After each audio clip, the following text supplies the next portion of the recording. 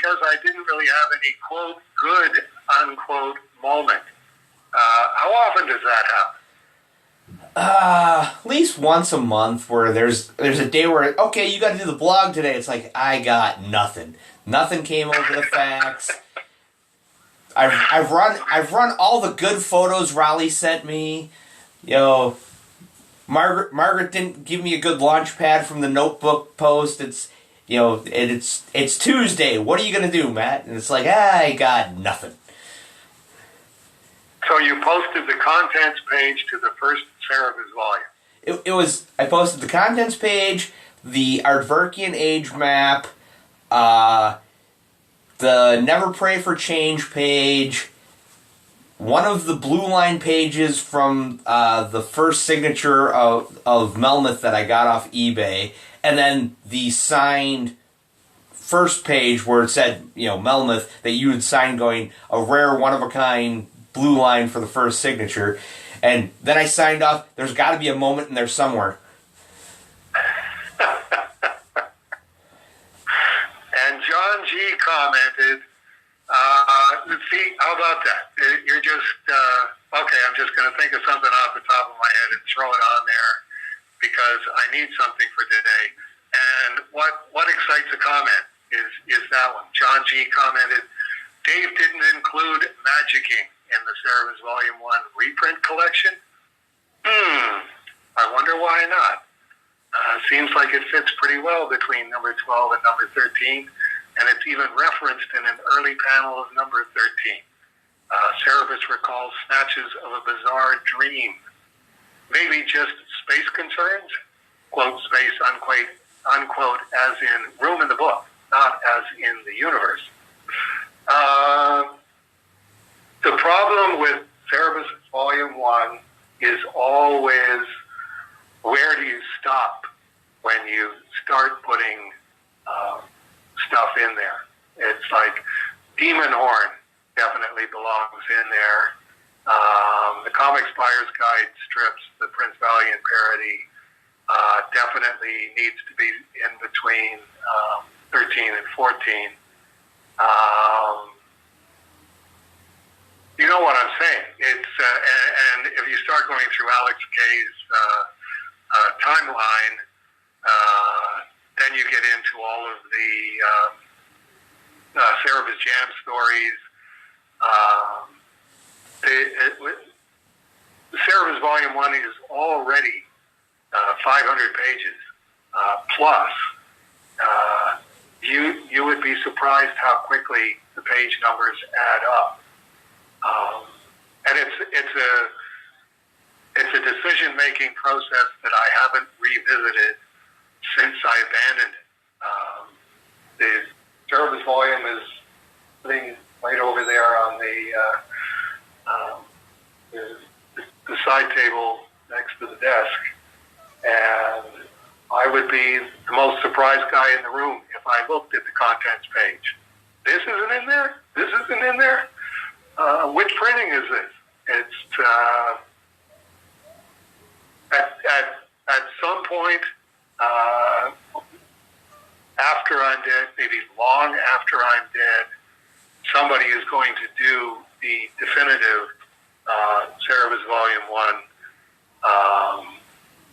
and somebody's going to publish it, or if not publish it, make it available as print on demand. It would be one of those. Who's bothered by this?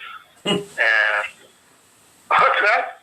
Well, because this turns into the miscellany discussion of, why doesn't Dave do the miscellany? It's like, well, because there's 16 other books that he's got to, those 16 plates got to keep spinning, plus work on Sodor, plus bring money in to keep the lights on. At a certain point, it's just there's not enough time and or money or interest to make a miscellany volume worth it. But years ago, when around 2005, 2006, when the push in the Yahoo group, because that's how long ago we were talking about it, was, oh yeah, we should, the miscellany volume, what would we put in there? And everybody's going, well, it's got to have this and it's got to have that. And the problem is A, it's half color, half black and white, or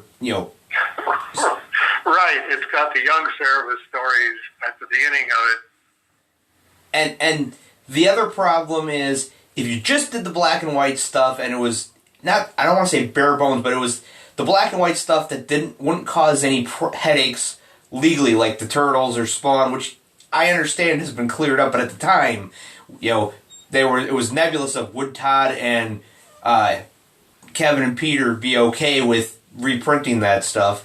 And so, okay, you cut those out, and so now what are you left with for black and white? And it's too thin to be a phone book, but too thick to be just, a really big, thick comic. And, it's not going to fit on a shelf right. And I always thought the best thing that somebody could do would be, okay, all the stuff that, belongs in that first volume, pack it in there with the first volume, but split it in half and then have volume 1 Cerebus and volume 1.5 the aardvark. Yeah, again, it's how important is this to anybody? Like after I'm dead, it's really up to anybody who would want to do it, because then it's everything really is in the public domain. It's like, Margaret, does this really bother you? Like, would you like to have the equivalent of the all-in-one bone volume version of Cerebus Volume 1, where it's practically a cube because it's so thick, but it's got everything in there? I mean, the remastering is not as difficult a process as it was. So it would definitely make a unique book. It's not something that in my mind I go, if I die before that, giant book gets put together that's the reverse of The Wizard of Oz. It starts off in color and then goes to black and white. It's just not. It's not something that concerns me. But I can certainly understand somebody going, no, I definitely want that book. In which case, we're almost back to Dave Copperfield's dust jacket thing. It's like, why don't you make one of them up for yourself? If you're really, really ardent on this, and you are the OCD completist that Margaret can only pretend to be. Like you just make Margaret look like a part-time Cerebus hobbyist, and you are determined to do Cerebus from the beginning of the story, the complete canon, right up to the beginning of High Society. No ifs, ands, buts, or maybes. Miami Mice has to go in there. Everything has to go in there. All of the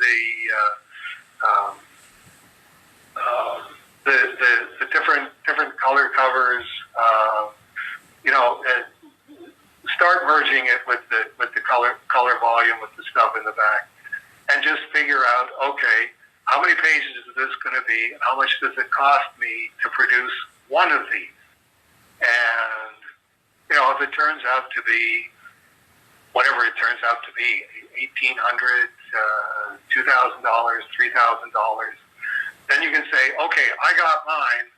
Anybody else wants one of these, and you can have all of the groundwork that I put into it for a small fee of $1,000 for me and $1,000 for Aardvark Van Eyck. I don't think there's that level of interest out there, but you never know. All you need is one person where describing it as OCD completist is being charitable. They're beyond OCD.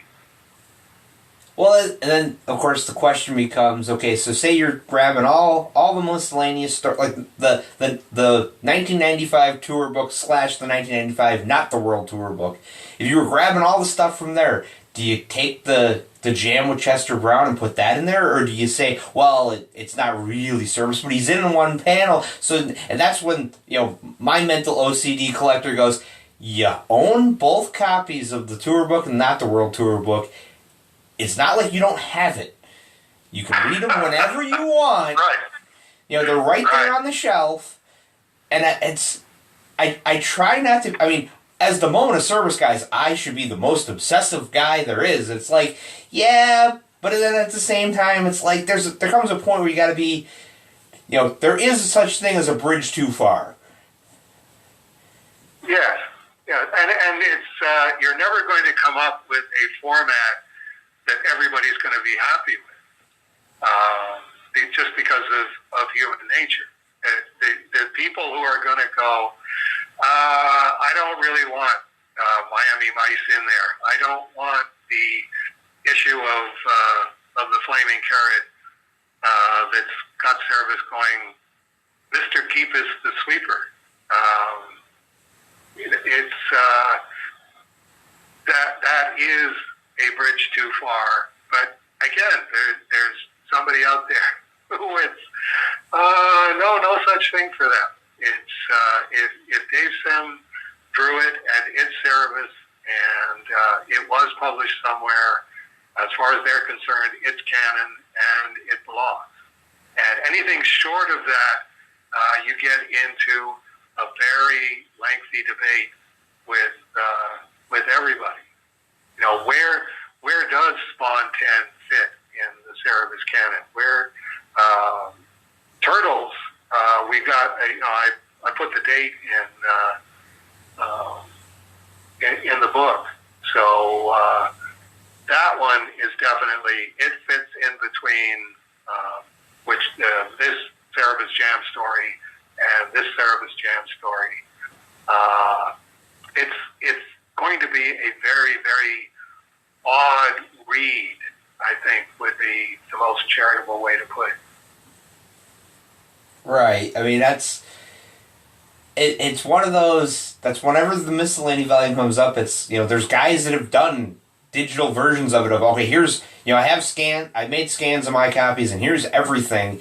And it's, there's people that, some people are like, well, you gotta have this in, and other people are going, no, you don't need the back cover of the original guide to self-publishing, because that's in the inside cover. As long as you have the inside cover, you don't need the back cover. It's like, but do you? Right. Are we completists or are we completists? Well, and the only answer to that question is yes. I mean, there's a part of me thinking, well, you could, we mock something up and we get a quote from Alfonso to print one up. Okay, so say we do the 2-volume set idea and we have Alfonso print a set up. Okay, what's that going to cost? And all right, now we want 50 more of them. How quick can we get those? And oh wait, convention season's starting, so he's like, can we hold off? And that's right. To be. It is one of those things that if somebody got interested enough in doing that and had enough spare time to work on it, we could produce one book called the OCD Cerebus Volume 1. Just for the fun of it, and then fun in quotation marks, because it's not going to put itself together. And then auction it off through Heritage Auctions. That might produce money for Aardvark Van Heim, because it would be, well, if you actually look at it, you actually try reading it, we'll be lucky to sell the one copy, and we're probably only going to sell the one copy because there is only one copy. Well, I know you did the hardcover High Societies that you got through Heritage, and I don't remember what those sold for. If they, if money came in, or if it was one of those, it barely covered the shipping to ship them to Texas. Closer to that than Dave's swimming pool time. Because Heritage Auctions really revolves around A, the artwork, and B, the serialized comic books. In the same category, Doug Salippa, who I trade Cerebus and Hell monthly issues for the Canadian price variance. I asked him when we started doing Swords of Cerebus and Hell, do you want Swords of Cerebus and Hell? And he went, no, definitely not. Collections, for the guys in the collecting end of things, collections are not really worth the money that it costs to produce them. The original comic books, that's where the money is, and at the hockey stick curve of 9.8 or better. So that covers that one, Dave, or John G. To the best of my ability,